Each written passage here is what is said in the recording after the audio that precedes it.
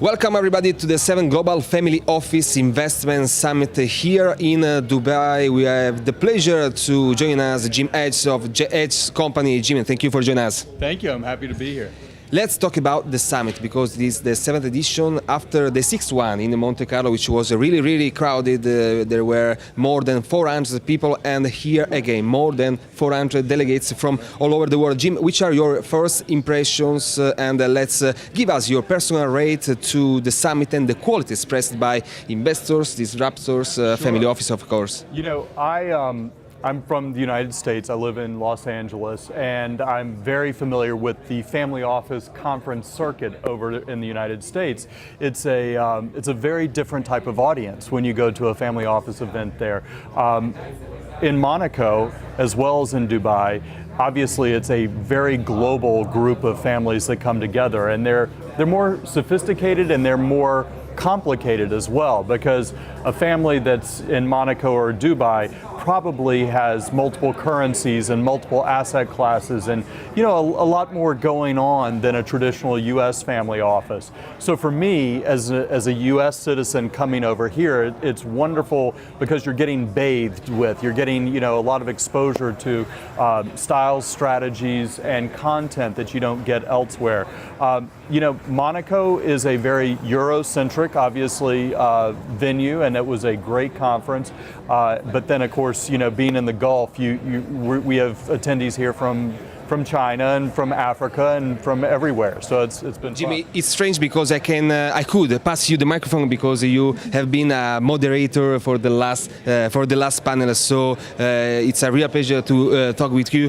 Which are the current mega trends and the next challenge for elite investors, and in particular, how to develop new winning strategies, by the way? It's really interesting because what I'm finding more and more is that the new strategies are the ones that are of the greatest interest to next generation members of wealthy families. When I was young and starting off in my investment career, I was very attracted to the hedge fund landscape. And I was attracted to hedge funds because it was a source of innovation. They were very talented people. They were getting great returns. But that's not the same case today.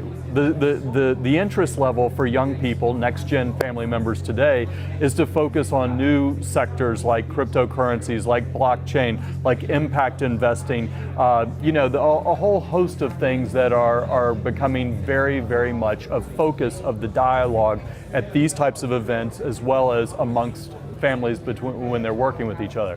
Jim, maybe the real challenge is to mix traditional investments with the innovative ones. So big data, in your opinion, could be the next big profitable commodities, and which is the future for the oldest ones? Oh gosh, I think that in terms of data, big data, it's clear that a lot of people at this conference and at other venues like this are focused on artificial intelligence, big data, and how those tools can help people invest better, more effectively, more profitably, and it's getting woven into the conversation in a very meaningful way. What I'm unclear on is whether or not it's actually working. So, years and years ago, we would hear about hedge funds that had secret quantitative programs that did all this great stuff, but it was veiled in secrecy.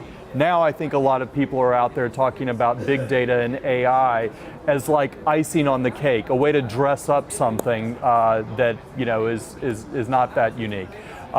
So figuring out what's serious about big data and AI versus what's just marketing buzz is something that I think everybody's got to wrestle with these days. But there are lots of different things that I found interesting in the conference. I think one of the primary takeaways for me was just this notion that people don't really seem that interested in traditional investments. I mean, I think of all the panels that I heard, very few people were talking about investing in traditional fixed income long only. Very few people were even talking about exposure to the long only equity markets. People were saying equity markets are highly valued, but that was a way of changing the subject to say, well, now we want to focus, because of this, we want to focus on another sector, we want to focus on alternative investments, we want to focus on these new niche strategies like crypto and blockchain and cannabis and all these sorts of things. So somebody earlier in the day mentioned this notion of barbelling.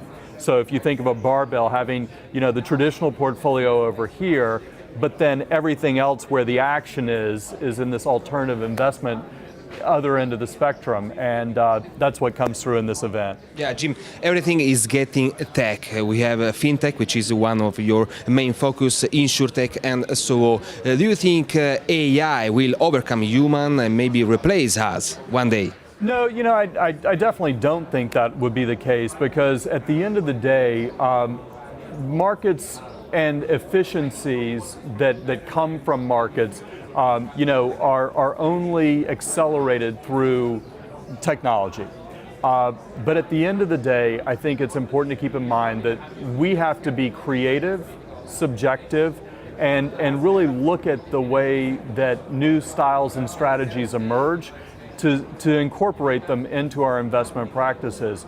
And that's a human decision. That is, a machine will never create a set of subjective tools and evaluation, decision-making tools that will replace that soft touch of what the human can give through its imagination. What's to come in 2019 for investable digital assets? Well, in terms of digital assets, I am really struck by the fact that this is a whole landscape that's being divvied up. There are lots of companies out there that are sponsoring digital assets and cryptocurrencies, and they're interested in working with institutional investors, they're interested in working with family offices, with retail customers, and so I've seen presentation after presentation of companies offering exposure to digital assets, and this one sells to retail, and this one sells to institutions, and it's a new landscape that's being formed right now. And clearly, when any new landscape is being formed, there are going to be winners and losers. And frankly, I think in that area, the best thing to do is to just have an index approach. Because what do you want to do? You want to be exposed to this new growing sector. And if you can do that in a very sort of generic, as I said, index kind of a way, then I think that will likely prove more successful than trying to pick the one player that's going to create the exposure to digital assets or cryptocurrencies that is going to be the winner. Jim, this summit put really interesting, was really interesting about tech, but also for social responsibility. Yeah. We saw many sustainable ideas for improve world's condition and people's conditions. This is an important matter, no? It is an important matter, and it is so striking to think about the dialogue that happens at a conference like this today versus what one may have come across 5 years ago, certainly 10 years ago. People are very concerned about the environment. They're concerned about social issues. They're concerned about governance. And so these factors, which are called ESG, these factors have become an integral part to a new wave of investment making decisions. I see that younger generation members of wealthy families are very interested in this space, and we're finding that if somebody is operating a company or a security in a way that is friendly to and cognizant of ESG factors, it's really a proxy for good management, and good management usually means better performance. Similarly, at the other end of the spectrum, if you identify some of these social, governance, and environmental issues, they can help identify risks in portfolio companies or securities that you might invest in. So looking at that is not only something that people are culturally and socially interested in, it's something that I think is becoming very valuable from an investment perspective. Identify better long positions, identify risks in your portfolio so that you mitigate downside volatility. Jim, last few questions at all, because I know that you care about it. What do the next generation of impact investors care about?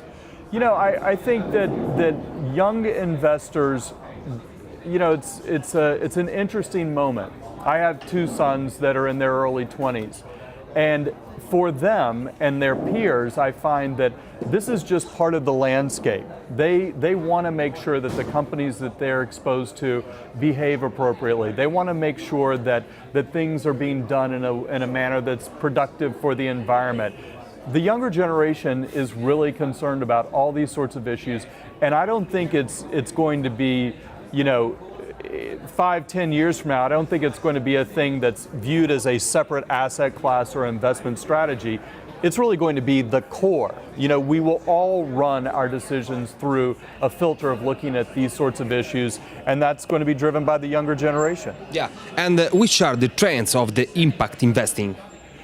In terms of trends on impact investing, it's such a broad term. Impact investing, or I should say impact investments, typically tied to impact. In other words, they measure their success off of the impact that they make, as opposed to maybe something like ESG investments, which are driven by profit. And so you see everything from that which looks like philanthropy and making charitable donations to things that are purely profit driven. And I see a lot of different young people, wanting to participate in different ends of that spectrum.